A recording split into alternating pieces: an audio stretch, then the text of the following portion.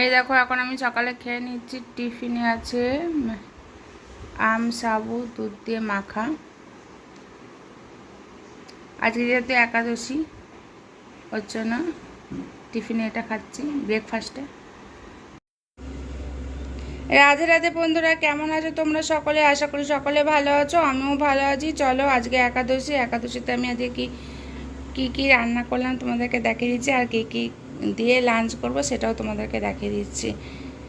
আর এখানে দেখো করেছি লুচি, এখানে খাস্তা কচুরি, আর এখানে আছে পনিরের তরকারি, আলু পনিরের তরকারি করেছি একটু ঝোল ঝোল করে।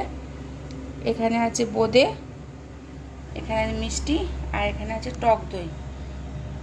দই দিয়ে বোঁদে দিয়ে খেতে হবে, ঠিক আছে? টক দই দিয়ে বোঁদে খেতে খুব ভালো লাগে, তোমরা কখনো খেয়ে দেখো, দেখবে খুব টেস্টি হয় খেতে। আর তোমরা কে কে টক দই দিয়ে বোঁদে দিয়ে খাও আমাকে কমেন্ট করে জানাবে, ঠিক আছে? আমার ভিডিওটা যদি তোমাদের ভালো লেগে থাকে তো অতি অবশ্যই একটা লাইক করতে ভুলবে না। টাটা।